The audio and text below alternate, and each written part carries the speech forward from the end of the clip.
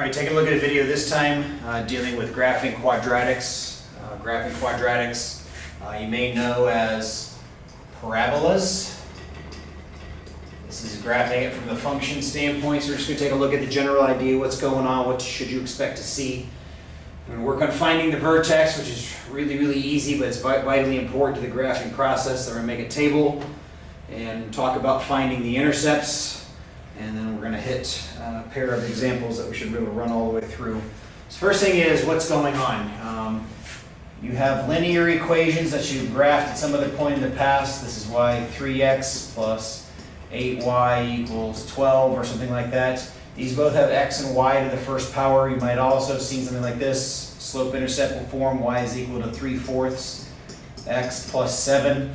Those are linear equations. The reason they're called linear equations is because when you graph the pattern that's presented by those equations, you end up with a line, and that's where the idea of a linear equation goes on. So we're doing something different.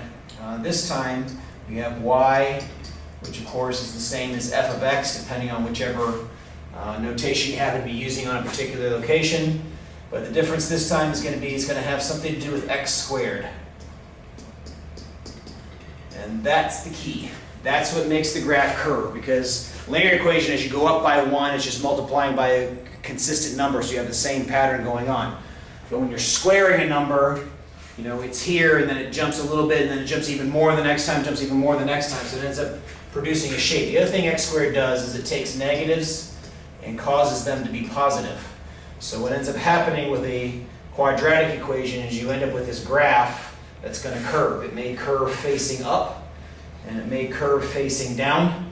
Its position is dependent upon the work that you're doing, depending on what's going on with the A in that case. Now, this situation gives us a couple different details that you need to be worried about.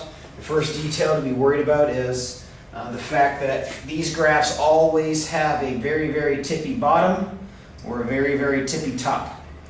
That thing is called the vertex, right? So that vertex is also the key because the graph is symmetrical on each side of that vertex. So this is called the line of symmetry. On each side you have the same value. So you have an x value here and an x value here that have the same y value. And that's going to be useful for us when we go to make our table so they can make it go a little bit faster. The whole idea here basically boils down to this. I know this thing's going to curve, okay? So if I get a set of points, and I've got a curve going on here, and then suddenly there's a point down there, a mistake has been made. It's going to follow a particular pattern. That pattern's name is parabola. All right, so the first thing we need to be able to do is to be able to identify the vertex, right? Identifying the vertex is a piece of cake. The x-coordinate of the vertex,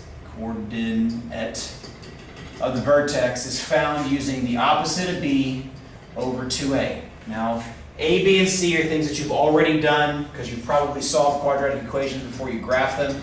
ax squared plus bx plus c is equal to 0 is a quadratic equation that you would have solved before.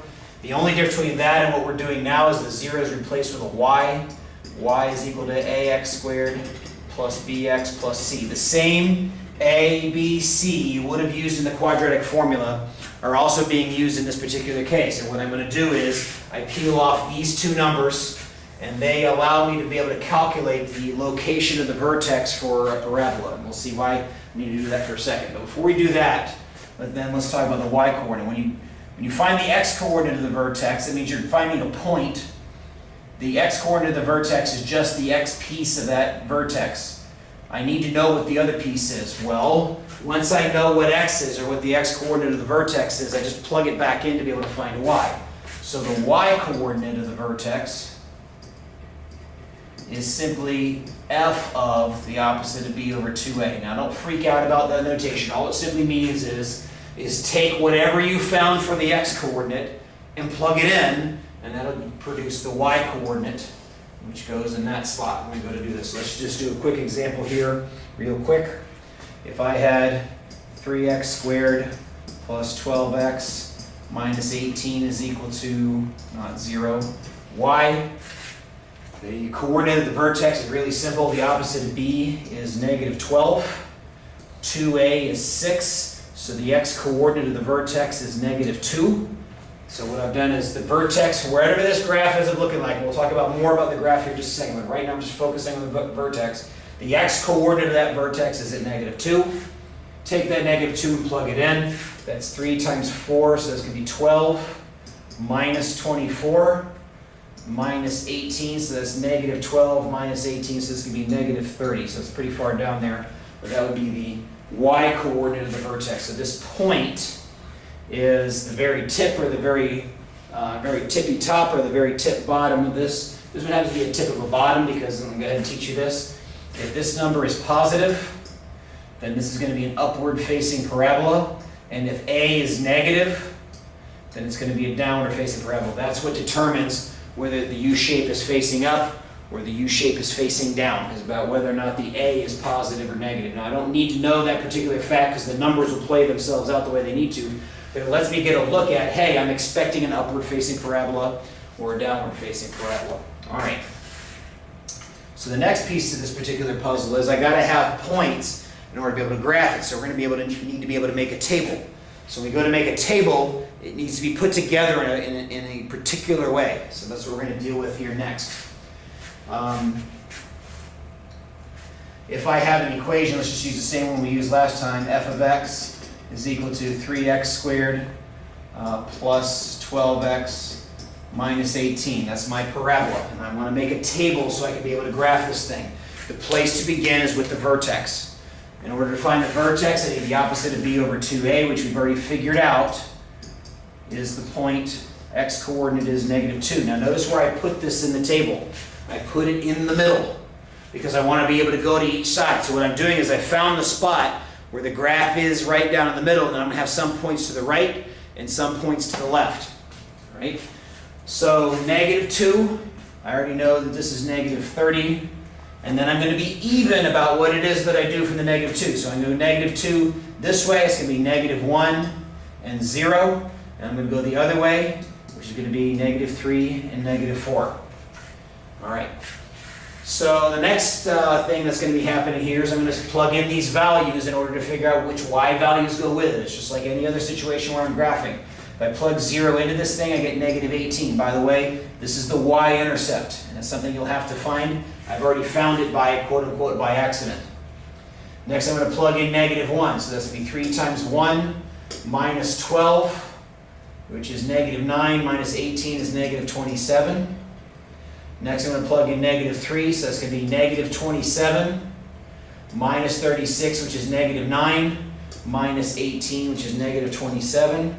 And then I'm going to plug in 4, that's 3 times 16, which is 48. Write it up here, I'm tired. Plug in -4 here, that's minus 48. And then you're going to get a minus 18 because those will cancel each other out. All right. So this is what should happen, by the way, if you maybe have noticed it. Because this is an even shape, and because I've already found this spot right here down the middle, this is -230, let's say. Notice that my numbers on each side are the same. The 27 and the 27 match. They're the same y value. X value, 1 unit this way, 1 unit that way, gives me the same y values in both places. If I go to a second unit, then it's up here somewhere at -18. Notice that these two numbers are the same. That's a way that you can check your progress as you're graphing this thing, is are those numbers the same? Because they are supposed to be as you go through and do your work. So last thing here before we head off into an example is simply this. I need to find the intercepts also in the graph. So this is a table with 5 points. The vertex is in the middle. I have even numbers on this side and this side. That gives me 5 points. The next thing I need is the vertex. The intercepts. I already have one of them. Intercepts means my x-intercept has a y that is 0, and my y-intercept has an x that is 0. Well, I've already found the x is 0 in the natural process of making this particular table. And you can make this happen so it can become a part of your table. It gives you potentially a little bit less work to do. The other side of the puzzle is I need to know what the x-intercepts are, and I don't have those yet in my table, so I've got to be able to find them. And all I'm going to do is make a comment on this. I'm not actually going to solve these. We'll do this in the examples. But what I need to do is I need to plug in y is 0. Y is the same thing as f of x. So this becomes 0 is equal to 3x squared plus 12x minus 18. This is a quadratic equation. Set equal to 0. A is 3, B is 12, C is negative 18, and this goes in the quadratic formula and is going to give me the answers that you should have learned in a different place. And I'll actually practice doing that here in just a second. But that's all this is. I plug in 0 for x, that's always easy. This makes this go away, makes this goes away, so that all that's left is a negative 18. That was a piece of cake. But to find the x-intercepts, you've got to plug in y as 0, and then you've got to solve the resulting equation for the intercepts. All right, so let's take a look at a pair of examples. Example 1 here, let's go ahead and flesh out some easy work. I know that A is 1, B is negative 8, C is 14. So that means the vertex is going to be at opposite of B, which is 8, over 2A, which is 2. So that's the point 4. So if I plug in 4, that's 16 minus 32, which is negative 16, plus 14, which is negative 2. So that's my vertex. All right, so as I get ready to graph this thing, that'll be the middle of my table. I'm kind of taking up my graph space, but we'll get over it. So let's go table-wise now. X, Y. The middle of this table is going to be 4, negative 2. So I'm going to go 5, 6 this way, 3, 2 in that direction. Notice it's the same. Up by 1, down by 1. Up by 2, down by 2. And that should result in numbers that are the same on the other side. So 25 minus 40 is negative 15, plus 14 is negative 1. And then let's plug in 2. That's going to be 4 minus 16, which is negative 12, plus 4, which is 2. That was not exactly the toughest thing to be able to go through there. Now I don't have my 0, so the next thing I want to do is find my intercepts. That'll give me plenty of points to go to graph with. So if I plug in x is 0, I get 14. That one's easy. And then I'll have 2 places where y is 0, and I got to do a little solving here. So x squared minus 8x plus 14 is equal to 0. So x is 8 plus or minus the square root of 64, because that's 8, negative 8 squared is 64, minus 4 times 1 times 14. These answers are probably not going to turn out pretty, but that doesn't matter. So that becomes 8 plus or minus, let's see, 4 times 14 is 40, plus 16, which is 56. So I believe that's the square root of 8 if I did the math right in my head. All right, so then I'm going to get a handy dandy calculator. I've got one on the computer screen there. Probably ought to show it that way. Let's do it by hand on this one. I'll show it on the computer on the next one. Parentheses 8 plus the square root of 8 divided by 2 is approximately 5.414. In a graphing situation, sometimes even the decimal itself isn't even needed. And then to find it with subtraction is 2.586. All right, so those are my 2 x-intercepts. I'm just going to write it down here as 5.4 and 2.6, because that'll be close enough. Graphing situation. So let's get a little graph going here. I don't know if you can see the little lines that are in the graph paper here on the screen, but we'll do the best we can. 4, negative 2, 1, 2, 3, 4, negative 2 is here. 5, negative 1, 6, 2. You can see a little bit of the curvy shape there. And negative 1, and 2, 2, and 0. 14's up there. You can really see it take off in that spot. 5.4 intercept is there, and 2.6 intercept is there, and that's enough, way more than enough points to get a general idea of what the shape of that thing looks like. So it took us all that time, but there's our first parabola graph. I wanted to concentrate on how do I get the points. Notice that it's symmetric on each side of these 2 lines. All right, let's hit a second example. All All right, so this one I gave you an A that's a little bit different. I also need to do a little rearranging here. 2x squared minus 12x minus 3 is equal to 0. Gives me the equation y is equal to 2x squared minus 12x minus 3. All right, so that's the actual graphing one. This one actually isn't a graph. I kind of wrote that one down wrong, but it changes into this, and that's what we're going to end up graphing. So let's take a look here. Opposite of b is 12 over 2a, which is 4. So my middle of my chart is going to be 3. So 3 there. Let's go 4, 5, 2, 1. I'll go ahead and throw in a 0 there, and a 0 and a 0 there. Maybe it crosses the axis and maybe it doesn't. If it gives me no solutions, it's possible it'll happen. We'll see what happens on this one.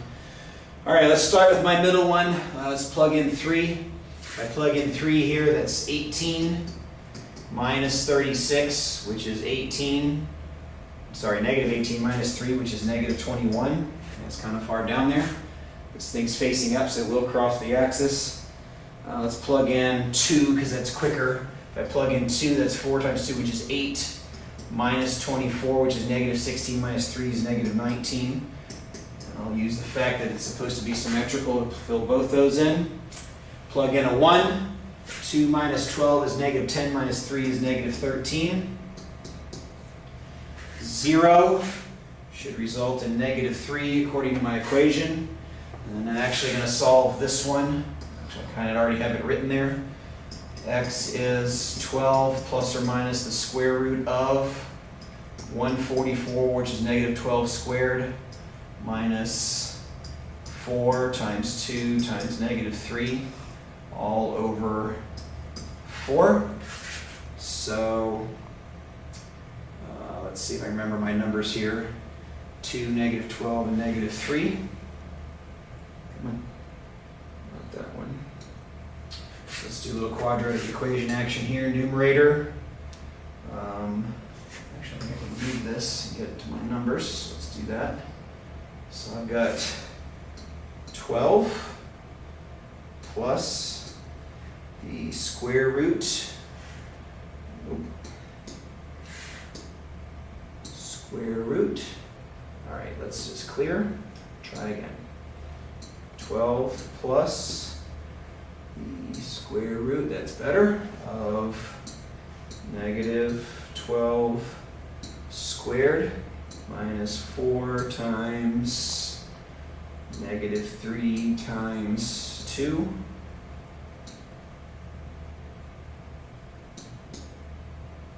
I'll get out of the square root, and I forgot the times.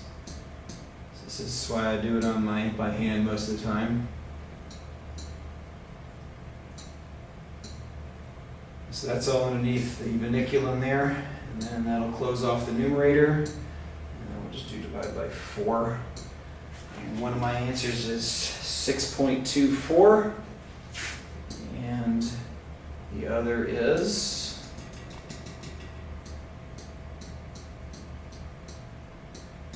we'll forego the computer calculator here next time.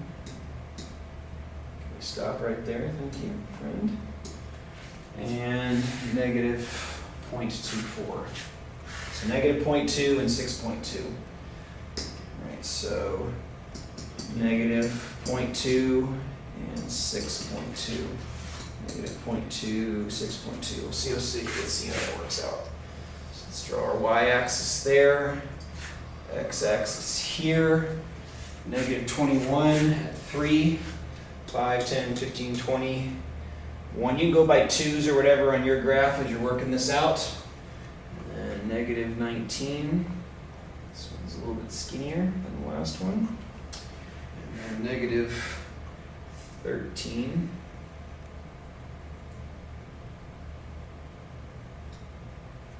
A bit skinnier actually. 0, negative 3 is there. Negative 0.2 is in here. 6.2 is in there. That looks pretty good to me.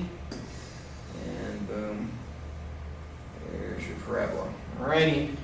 So those are the steps. That's how it's done. I'm missing my point down there on the bottom, but that's all right. All right. So that's how we graph parabolas. Find your vertex, get a correct chart, find your intercepts, and then plot the points. And and you end up with a parabola. All right, so that's that. Until next time, see ya.